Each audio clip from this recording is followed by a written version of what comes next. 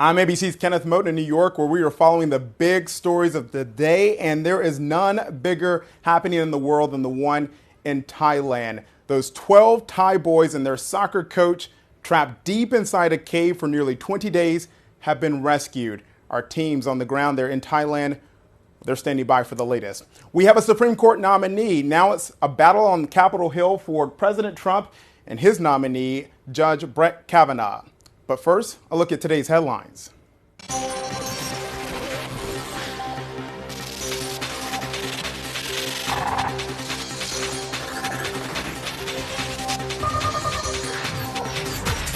Well, I have a solution. Tell people not to come to our country illegally. That's the solution. Don't come to our country illegally. Come like other people do.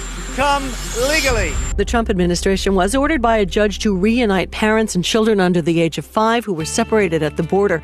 Federal officials say dozens of families will get back together today, but not all of them. 3 people have been arrested for allegedly starting a Colorado wildfire by leaving an unauthorized campfire unattended. It's in connection to a fire that's destroyed at least 8 homes. Actor George Clooney has been hurt after getting into an accident in Italy. News reports there say he was involved in a crash while on a motorcycle in Sardinia.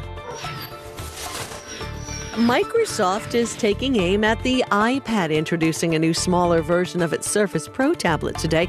It's called the Surface Go, 10 inches big. It's running the full version of Windows 10 and prices start at $400.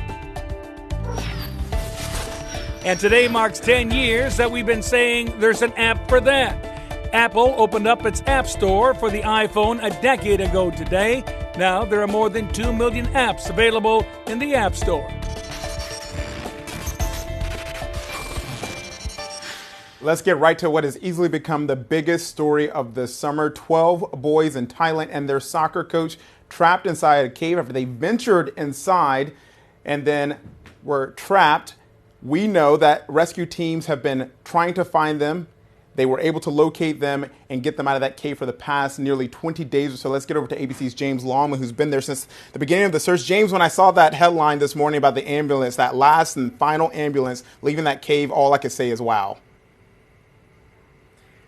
So could I. I mean, this has been absolutely extraordinary. We had no inkling that this was going to happen. No, for a minute when we first got here, just before, just a few days after the boys had gone missing, and days and days before they'd even found them inside that cave. A moment like this, watching those ambulances come out, I think, that was really just a dream. And so for the last couple of days, we've been stood on the side of the road near the cave watching as ambulance after ambulance has come out. The first day, we were told it's gone pretty well. The first 4 boys have come out. The second day, again, it's gone even better. We were thinking, well, can this really be true? I mean, are they really getting the boys out at this sort of speed? And then today, they were supposed to get 4 out. We asked the governor yesterday, are they going to be able to get the coach out as well? He said, we're not making any promises. And then lo and behold, we got that headline, we got those alerts. We were speaking to Thai Navy SEALs at a checkpoint just down the road from the cave when they said to us, they've got them all out. And boy, was that a moment. And when we were stood there, we heard the cheers from the rescuers as they walked down that dirt track, which the world has had their cameras trailed on for all these days now. And this is just a huge, huge moment for Thailand. Just an incredible international effort, James. When you arrived on the scene a couple of weeks ago, the chances of finding them, very bleak. You've reported quite a few times about when we arrive on scenes like this. We try to remain optimistic, but when it comes to this one, people just weren't sure they were going to be found. But now, this moment at this time, just incredible. Yeah, that's right. I mean, when you come to these sorts of situations, I say these sorts of situations, this has been pretty exceptional, but when you come to major events which look bleak, massive rescue events and operations like this, you have to be reasonable and you have to say, look, there is an enormous cave network here. As we were told when we arrived, it's miles and miles long. It goes over the border into another country, and the boys there is no sign of them. They haven't even heard of them. There's nothing that can even suggest that they're still alive in these caves.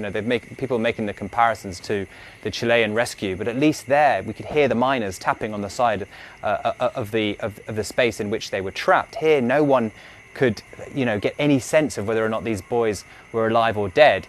And a lot of us, when we turned up, we were sort of had to be really kind of realistic about the whole thing. But yet the Thai at the camp, all the Thai people who were there, both the press and the civilians and the kind of volunteers and everyone who was there was saying, no, they're definitely in that cave. And sure enough, after 9 days, they were located. But then really the real work began because they had to get them out. And, I think it really was a couple of days ago that the world really saw just how difficult that was going to be with the sad death of a former Thai Navy SEAL, 38-year-old, very fit, triathlete. He died of a lack of oxygen, and I think that really was a moment when we thought, wow, these boys might not make it out. And that is why tonight is all the sweeter. We cannot forget those heroic actions by that Thai Navy SEALman there. James, my friend, incredible reporting. Thank you. ABC's chief national correspondent, Matt Gutman, is near the cave. Matt, let's pick up on that point of this Thai Navy SEAL who lost his life. Those SEALs were navigating some tough and dangerous terrain. Extraordinarily difficult when you think about a cave system like this. And it's not just one tunnel, it's multiple tunnels branching out in different directions, and it's not flat. It goes up and down, it serpentines, it spins. Navigating these narrow caverns and passageways is really difficult. So what happened is most of it was flooded in the beginning, and then it became muddy as more and more rescuers came in. So they're having to contend with how slippery it is, and they have these stalactites hanging from the roof of the cave, and they're basically made out of minerals, right? And they can become so jagged, they are glass sharp. So they have to navigate that and what's on the ground, and then of course the water. It's murky. The current from all those monsoon rains was so powerful at first that it was literally ripping the masks off of divers. They had to struggle to swim what they could normally swim in about 10 or 15 minutes. It took them hours. They were gassed. One of the divers told me that it felt like climbing Mount Everest. And at first, before they actually started this rescue, when I first started talking to the divers, they almost seemed despondent. I mean, they were talking about 6 hours in that it was so grueling. They've never contended with anything like this. One of the divers said to me that he basically couldn't cut it anymore. He left after 8 days and said, I'm going on vacation. I'm going to the Philippines because I basically had so many close calls and near-death experiences that I just got to get out of here. So that gives you a sense of how dangerous this was and how treacherous that cave still is. Matt, you were able to get an up-close look at a nearby cave. You also have some diving experience. So I'm curious about what do you think it says that these divers, these Thai Navy SEALs, were able to get faster and faster with each rescue attempt?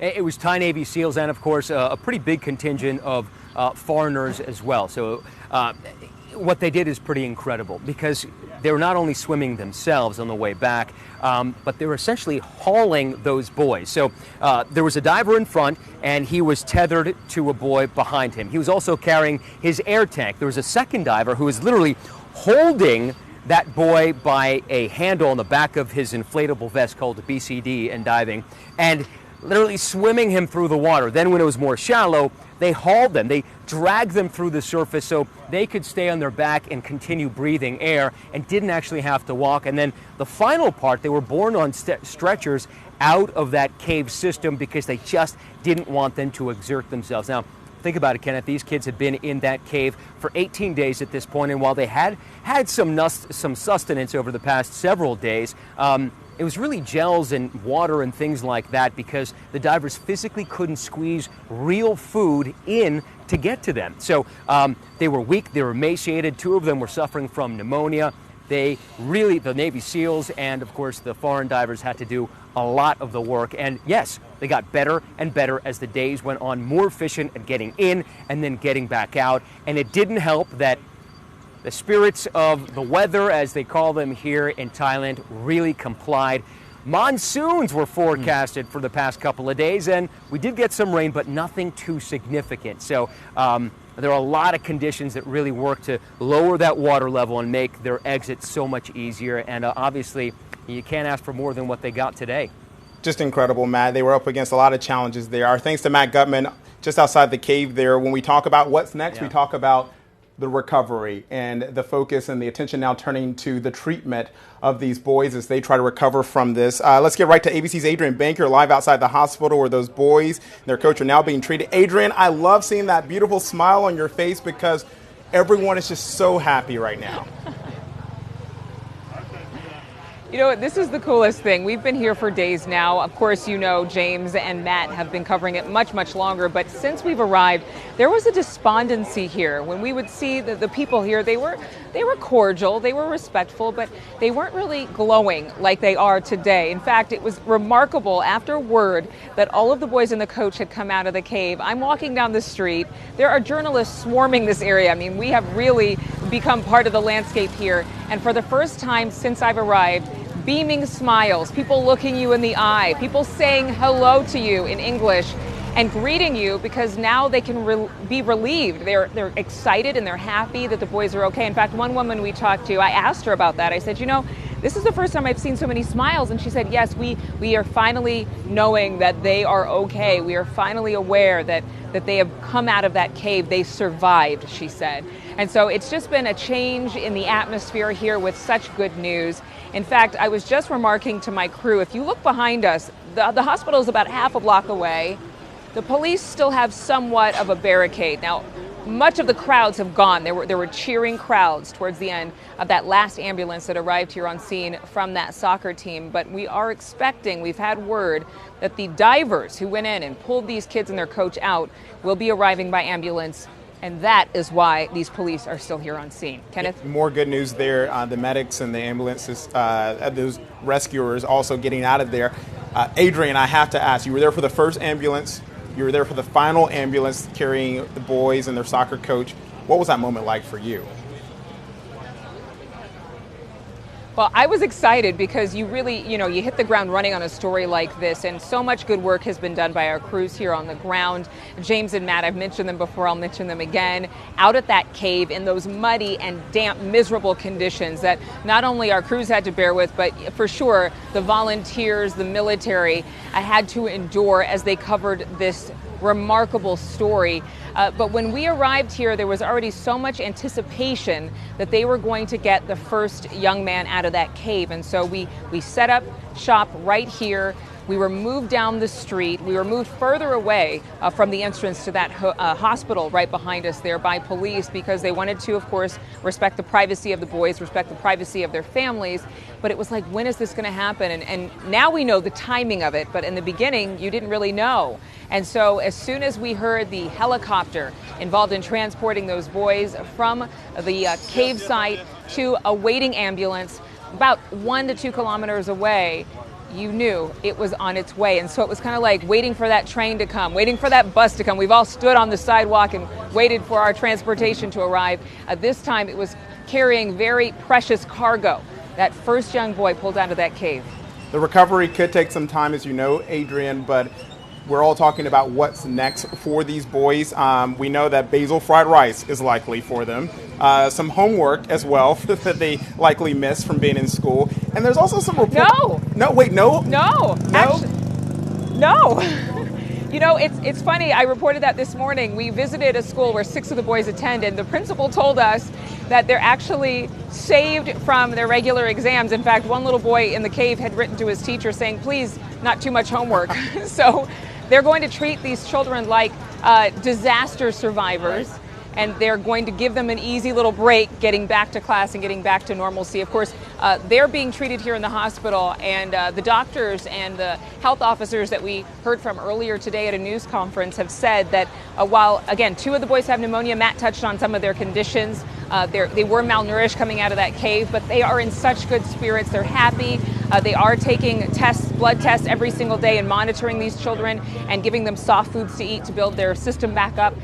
But for sure, it's exciting to see how happy they are to be back home, almost in the arms of their families. They have to wait a little bit longer to give mom and dad a hug. And to show how appreciative mom and dad, their families are, there's some reporting out there, Adrian, about they might actually spend some time with Buddhist monks, and monks were spotted outside the cave, which could signal that after all of this, after they recover, they could actually spend some time at some of the Buddhist temples there.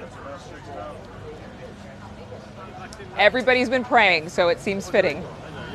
Definitely. I'm sure a lot of folks are thanking their God for those boys being rescued and safe. Our thanks to Adrian, James, and Matt, our entire ABC News teams on the ground there in Thailand for their reporting those thoughts and prayers across the world answered. Thank you again, Adrian. All right, back here at home, Supreme Court battle. President Trump has made his pick to take over that seat from retiring Justice Anthony Kennedy. You see right there Brett Kavanaugh, and right there Rick Klein, who is standing by in Washington, our D.C. bureau. Rick, the battle begins on Capitol Hill. The battle begins, and it actually looks like a pretty traditional party line battle.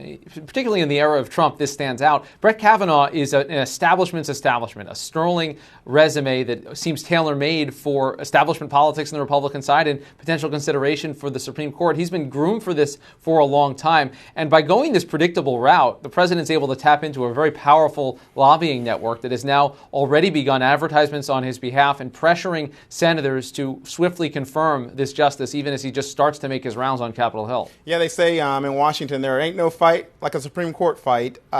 President Trump, also the producer-in-chief, Rick, last night breaking into prime time to introduce this pick. That's right, and it got all the drama and all the Trumpian touches of all the finalists as we awaited word. But now that we have him, the focus quickly turns to who he is and what he has done. And he pops up virtually anywhere you look across Republican politics over the last several decades. He was called by one Democratic senator the Forrest Gump of Republican politics because you see him in the Starr Report and the Whitewater investigations. You see him pop up in Bush v. Gore, the Elian Gonzalez affair. Virtually any time that conservative legal lawyers were involved in political fights during the 90s and early 2000s, he was there. He has served on the bench as a federal appeals court for the last dozen years. He was nominated by President Bush, George W. Bush, who's very supportive of this nomination, and confirmed by senators, including the two key moderates that we're all looking at, Senators Collins and Murkowski. They both voted for him 12 years ago. Rick, before I let you go, the president and the first lady, as you know, en route to Brussels for the NATO summit. Rick, there's some real distance between this president and NATO allies there. We're not just talking about geography. No, look, the president has been so critical of these international alliances, and he goes there at a time of turmoil in Western Europe, particularly in England, where the president's going to be spending some time later this week. And, of course, at the end of this summit, he has his meeting with Vladimir Putin. So a lot of tough love is being brought by this president, conciliatory tones being voiced by his administration, but the president is going in with an agenda, and that is to bring this message to NATO allies that America doesn't feel like it's getting its money's worth and wants to see these allies step up.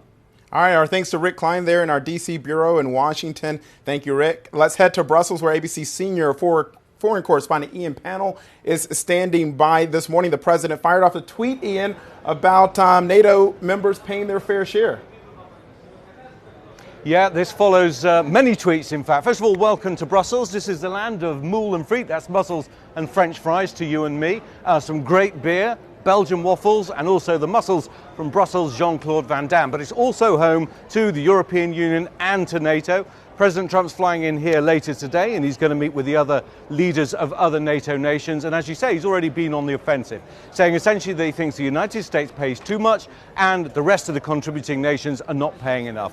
At the very least, he wants them to pay 2% of their GDP towards defence. Many of the countries fall well short of that, to the point where he's actually sent letters to different leaders saying, look, it's time for you to pay up. The question is, how strong is he going to be?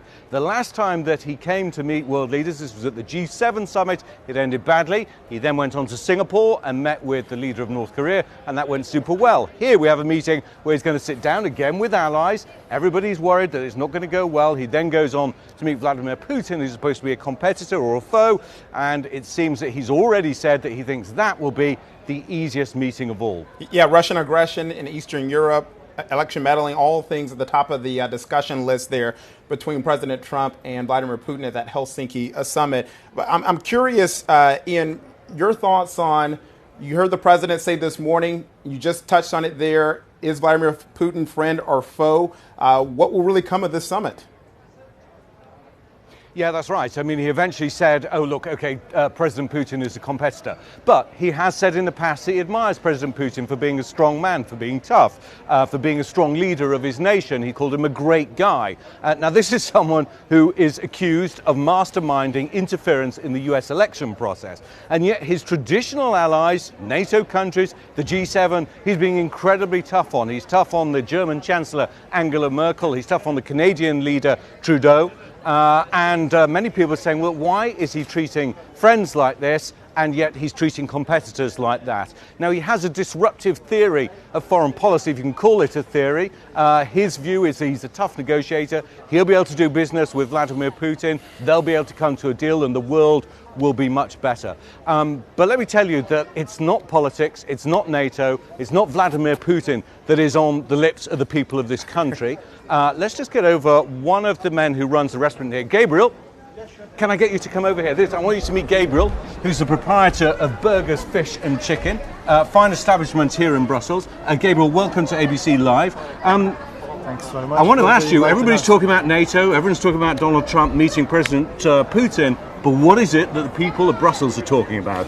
At the moment is the season of the tourists now. Everybody is just visiting Brussels at the moment, and then the still is coming more and more.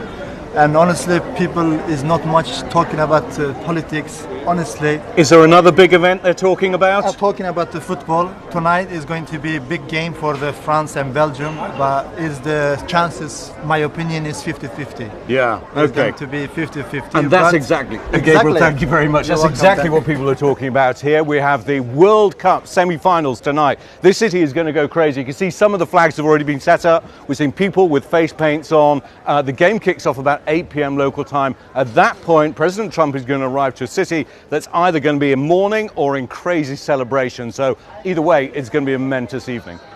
So Ian, our senior foreign correspondent and our senior tourism guide there in Brussels as well. Go enjoy some Brussels and frites for me, and I will send you my order as well. Our thanks to Ian Panel there. Now, as we mentioned, President Trump is on this overseas for several days now.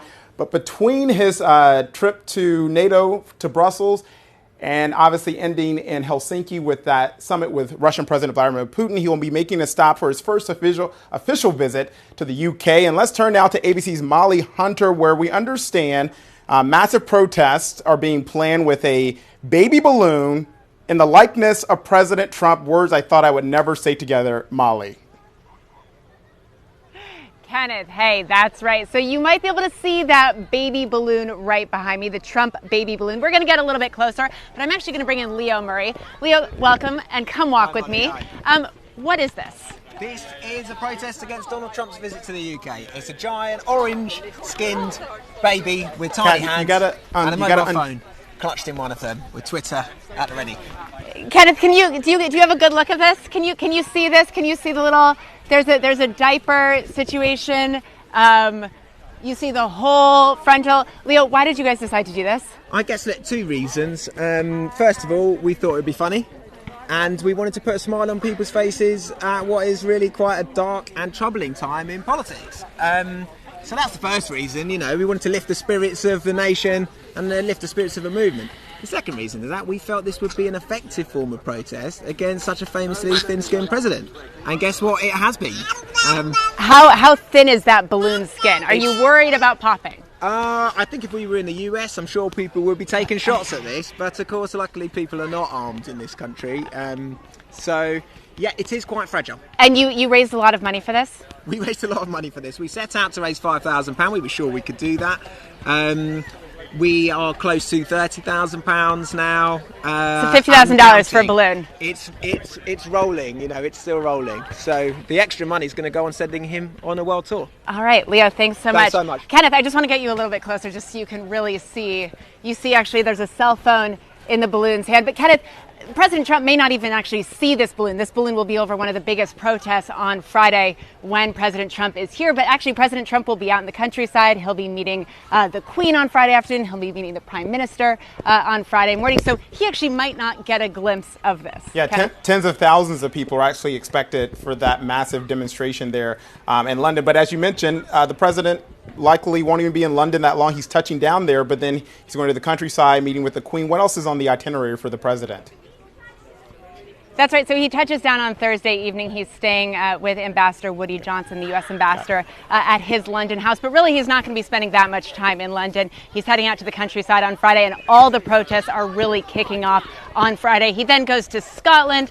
He's going to play some golf on Saturday. We are expecting big protests in Glasgow as well. But this guy is going to be flying on Friday afternoon, and there's no telling that President Trump is actually going to get a glimpse of that. Well, if there are images on Twitter, the president likely we'll see them. All right, our thanks to Molly Hunter there on the ground in London. Molly, thank you. All right, for all the stories we're following for you here on ABC News, from those boys rescued in Thailand to the president's Supreme Court pick to the president's trip overseas for the NATO summit, please head to abcnews.com and our ABC News app. Download it. It's perfect. It's great. It works on your phone and all your devices. I'm Kenneth Bowden here in New York. You're watching ABC News.